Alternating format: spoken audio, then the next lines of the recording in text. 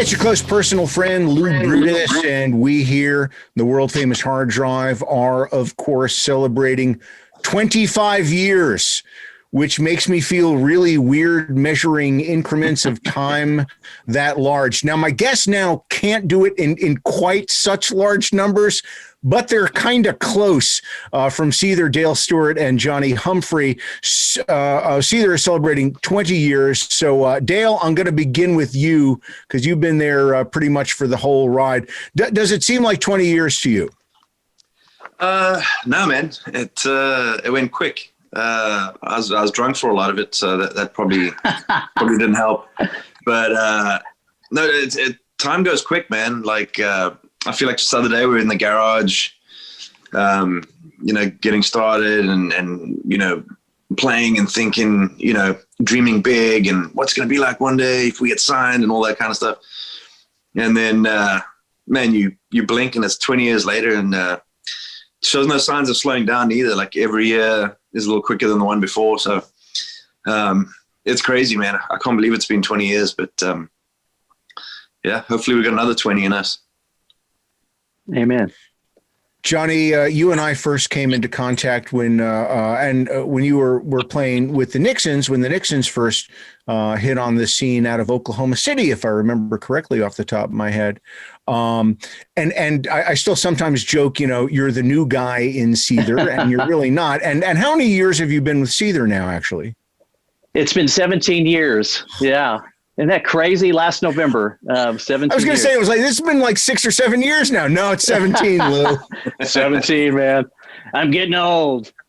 Why do you think, John, you were able to sort of switch gears a little bit and make the transition so smoothly into Seether? Because there are obviously some cultural differences there, and you went into something that had already been established for a little while by the time you hopped in. Right. Well, the common denominator really was music. What we had in common is the love for music. We had a lot of similar influences and bands that we were into. And so, yeah, I don't know why a guy from Oklahoma and a band based out of South Africa wouldn't make sense on paper, but really there was a chemistry and always has been. So I think when we get up on stage and we do our thing, we're unified and it works and feel very blessed to be able to still be a band, still putting out new music and still doing this after, for the band 20 years and for me 17. And that's truly what's key. And I think one of the major tricks in, Dale, we'll move back to you, because it's hard enough for a band to sort of get a spark and create something and get a deal and go out and tour the world. But then to consistently come out with new music over the course of 5, 10, 20 years, that's a whole different animal, and some would argue even more difficult. What is it about you guys that you're doing that you think this is why we're successful at it? I don't know, really. I don't really know how other bands do it, so it's hard to maybe compare us to them, but I think we just love what we do. We love music. We love making music. We love playing music. We love, that's why this whole lockdown thing sucks so bad, because it's, that rug is pulled out under you. And, I haven't gone this long without playing a show since I was a teenager, Right. So, we just love it, and we live it and breathe it. And it's, I think for all of us, it's probably the most important, say family aside, it's probably the most important thing in our lives is music. So, if we weren't being paid for it, we'd probably still be doing it and writing as much music as we could and releasing albums and doing gigs on weekends or whatever. It's just, it's in the blood, man. Yeah. With all of the folks I've spoken to through the years, I think one of the things that makes it difficult through the years to consistently come up with good new music is the fact that some folks burn out on working in the studio, which can be, really grueling. Johnny, if you would like to tackle this next one first, do you still enjoy the craftsmanship of going in there and building songs from the ground up? Yeah, absolutely. I mean, it's a totally different beast to touring. I would say if we get burned out on anything, maybe it would be touring. But of course, we haven't really been on the road for 2 years. So right now I miss it very, very much. But usually anytime we put out an album, the tour cycle could last 18 months. And so if you start missing family and friends and a normal life, so that you get burned out on. But being in the studio, being creative, the new music, getting excited about new things coming together and really excited for everyone to hear, what's going to be coming out next for the band. It's pretty much always a positive thing. And creating is always worked. We've always had a good chemistry that way too. Dale, if you could expand on that a little bit, why do you suppose you guys still enjoy the craftsmanship of making music? What do you get out of it at this point? Because you've made a lot of records. Yeah, well, it's entirely different to touring. Playing a show live is great, and the adrenaline and everything. And as soon as the song's done, there's applause, hopefully, and it's that instant, that instant gratification. But working in the studio is different. You watch this thing over the course of whether it's a song or the whole album as a whole, over days or weeks. You watch this thing kind of come together and change, and it's this sort of living, breathing thing that doesn't always end up the way you initially intended to. And that's really cool to be a part of, creating something like that, and creating something that's going to be around forever. I think what also helps us now, we're at the stage where we can afford to take time off. Earlier on in our careers, I think it was a little bit more grueling, because you'd come off the road and they're like, all right, get that album done, you got to get back out there. So you never really had a chance to step away from things, and that's really hard. I think it's easy to get burnt out doing that, but fortunately we're at the stage now where we can afford to take a year off, and then once you've been off, not playing or touring or whatever, you really start, like Johnny says, you really start missing it, and you really want to be creative, and it almost starts bubbling out of you, and that's the time when I think it's best to be creative. And so if you have the luxury where you can take extended time off and really just recharge your batteries and stuff, I think that helps a lot too. I think it certainly helped us in recent years. But I would have to guess as well that now that you guys are a bit older, and I'm not going out on a limb here, you certainly seem a bit wiser, and everybody lives a little smarter. Touring is probably a hell of a lot easier than back in the days when all of us were sort of beating one another up really good, like, crawling around on our hands and knees like animals some nights. I put myself in that. I ain't no saint. But again, back to the original point, touring must be easier when you're not hungover all the time, I guess, is what we're boiling it down to. It is, yeah. I still like to drink my whiskey and stuff, and but it's not like it used to be. Back in the day, we'd always be looking for a party or a nightclub or a bar or maybe a house party. I don't know, whatever's going. And now my idea of a fun night is like recording the UFC fights and having our tour manager order wings so that when the show's on, sit on the bus and like pig out and watch the fight and then go to bed. That's an awesome night. That's a good night. Yeah.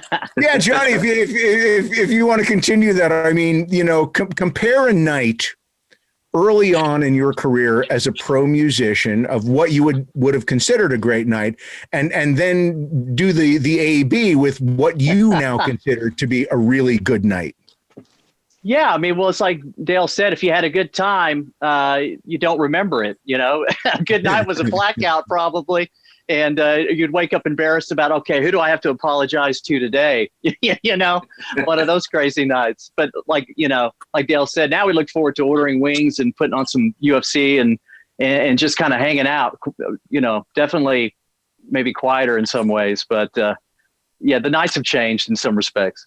You actually got me to think of something from a fresh angle here.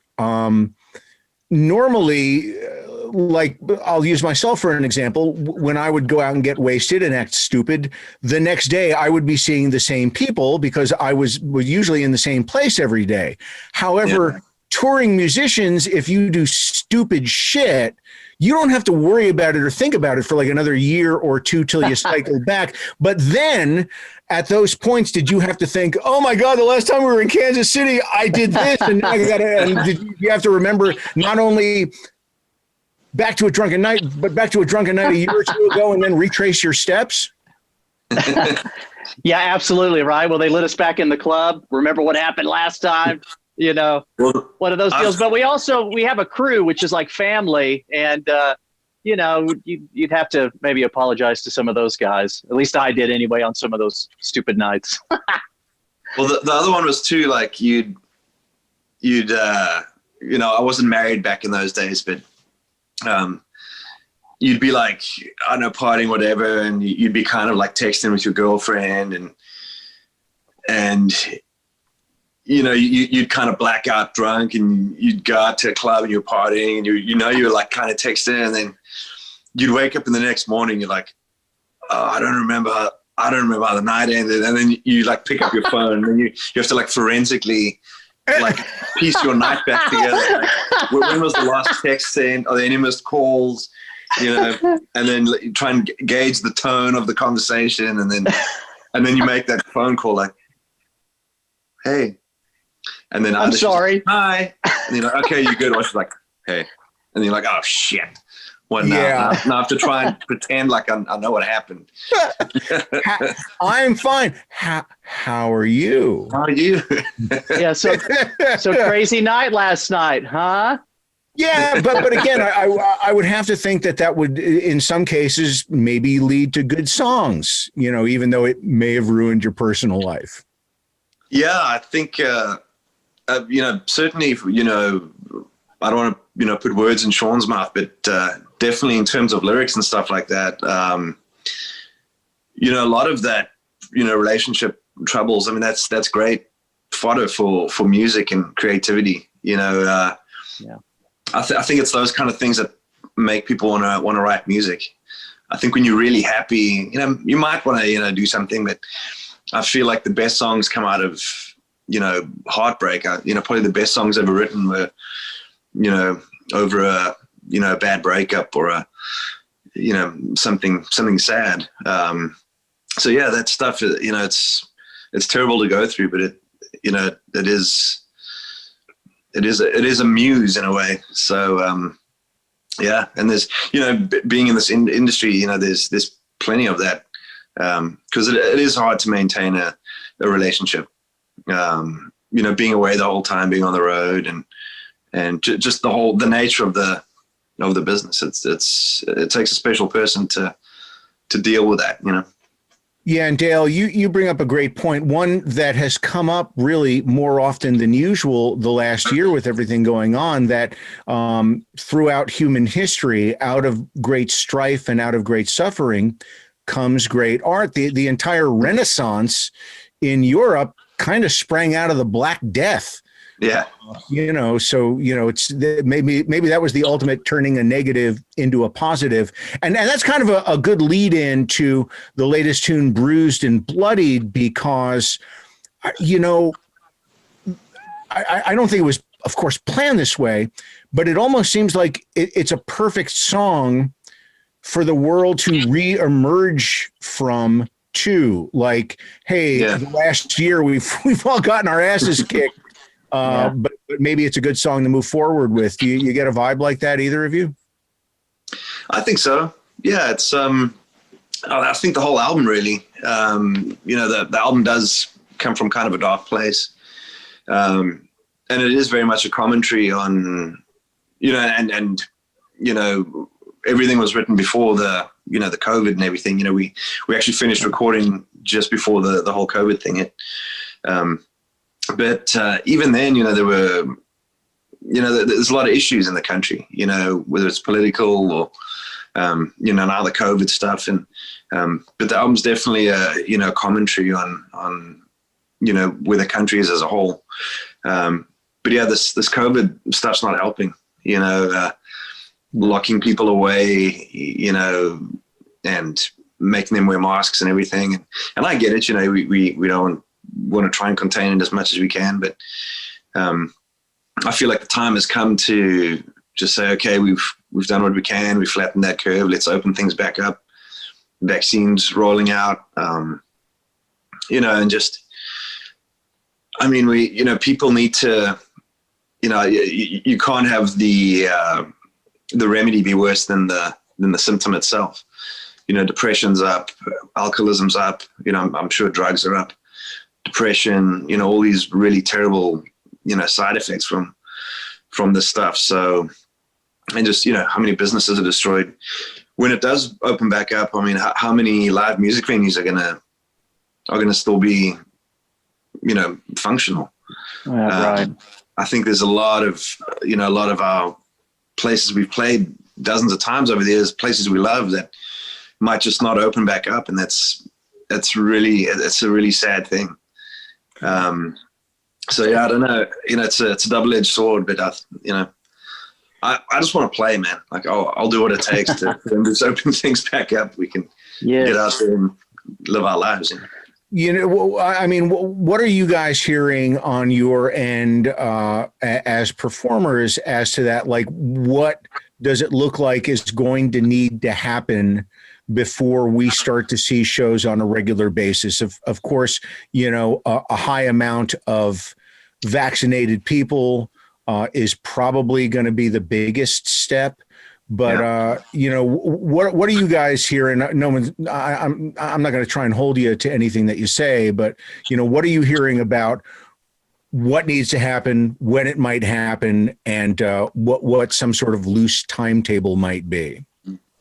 Well, we've heard sort of conflicting things, and even some reports of people in the know are saying no meaningful touring till 2022. I hope that's not the case. I hope once the vaccine's out, it gets a bit better. But it's a liability issue. The promoters don't want the liability of being sued.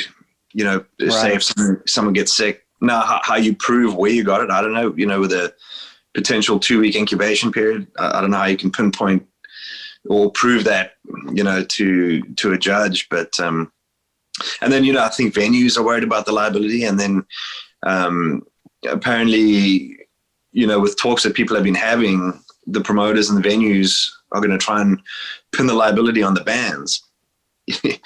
So, basically if someone is going to get sued, it could wind up, in the band's lap. And that's all just kind of speculation still, but those are the kind of conversations that people are having. So, I think if we can work out that liability thing, or just, I don't know if it's as simple as having to sign a waiver before you attend a show, or, there's got to be ways around it, but, I don't know. We have one show booked for sort of late August. Right. Where's that show again, Johnny? I forget. Sacramento, isn't it? A festival? Sacramento. Okay, yeah. It's a festival. So I don't know. Yeah, maybe open air stuff comes back first. State fair type stuff, and music festivals, and it's outdoors and people walk around with masks on, and maybe as a start, who knows?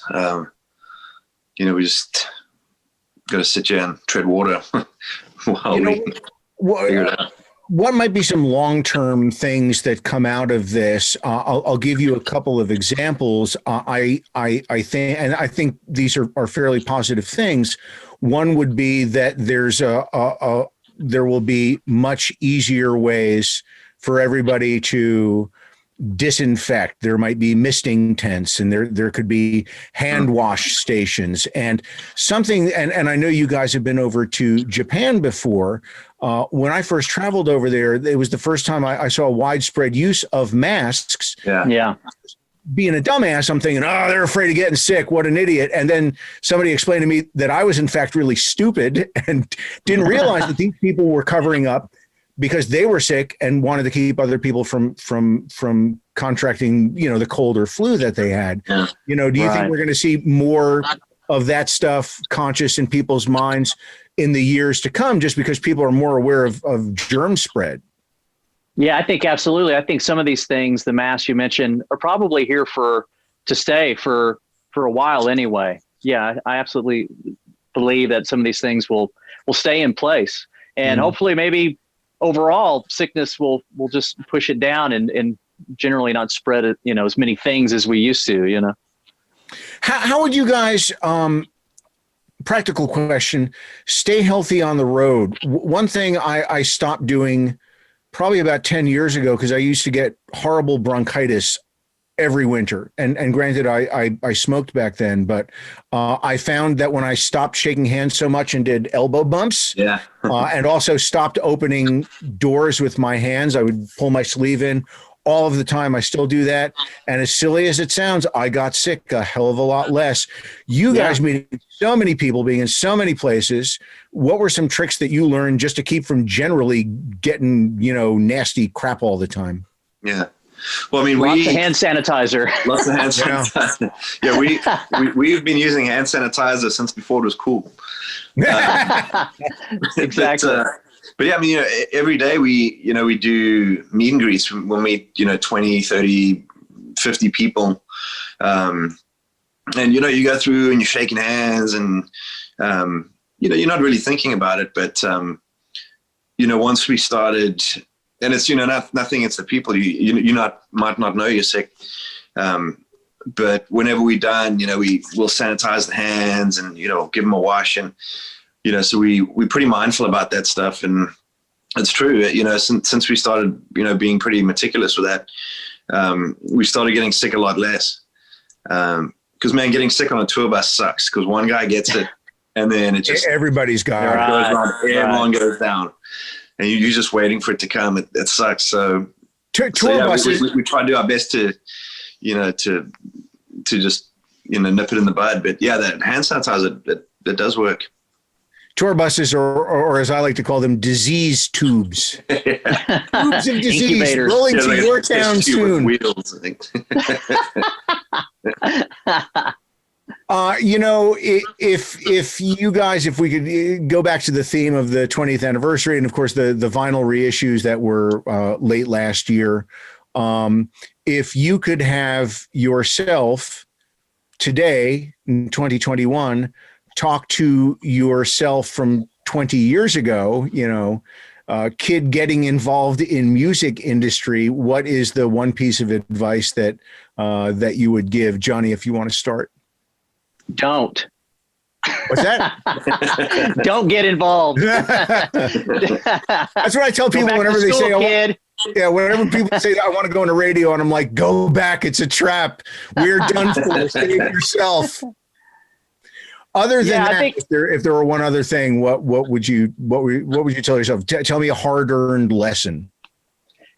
I don't know if it's a lesson, but we've always had, work ethic, man. We've always, we're fortunate. We've always had the support of radio, and we've had success with singles. But really, we've earned fans by touring and playing live. And when you're a rock band, especially, you just got to go out there and play shows. You got to go out there and win over fans and word of mouth and social media. And when we started, social media wasn't even a thing. So it was definitely word of mouth. But I think, you just got to work hard. Nothing comes easy. And, and if it's worth doing, and you believe in yourself, man, you just got to get out there and play. And that's something, we've always done. And by the way, isn't it ironic that after you get into the music business, you find out how much hard work there is? Because in the beginning, it's like, I don't want to work. I'm going to be a musician. Right. Dale, you too. Same question. Tell me a hard lesson from the last couple of decades. Well, if I could go back to my younger self, I'd probably go back and say, just teach myself all the biggest hits of the last 20 years. Okay, so here's the song. It goes like this. Hey, remember that. So I do that. And then I'd be like, okay, and what you got to do, you got to invest in this company. It's called Amazon. Yeah. Yeah. And then you got to buy Bitcoin, and so I'd probably use that power for evil. Awesome. No, I'd probably just go back and tell myself, hey, man, like, you're probably wondering if you're ever going to make it. And yeah, turns out good in the end. Like, just, keep at it. And I'd also tell myself in the future, we walk around with little computers in our pockets and you can like watch TV and all kinds of madness on this tiny little computer in your pocket. 20 years from now, you'll be watching cat videos. Yeah. No, you'll just No be way. like, you'll have in 20 years from now, you'll just have a contact lens. Like you won't even need the interface of like a phone. You'll just think cat videos and they'll just start playing in your eyeballs. Yeah, I watched Black Mirror and I'm like, I don't know if I'm so sure about all this stuff, Well, what's the trip is that, Back to the Future? Like the future he goes to is 2015. Yes. So we're well beyond that. Yeah. And not a single thanks for flying making- skateboard. I'm kind of bummed about that. Thanks for making the three of us feel old, Dale. Thanks, pal. Yeah, you're already 6 years past Back to the Future. Thanks, buddy. Thanks a fucking million. Well, listen, I want to take the opportunity to thank the two of you because you've both been really good to me and really good to the show for years. And all kidding aside, it means a lot. You guys have made some great music, Thank Thank you. You've been, I think, real great banner bearers for rock and hard rock, and the fact that you are such solid human beings on top of it and so kind sure goes a long way. And I speak on behalf of everybody from the show and who has worked on the show all these years. Thank you very, very much for everything. Thank you. Thank you. Thank you.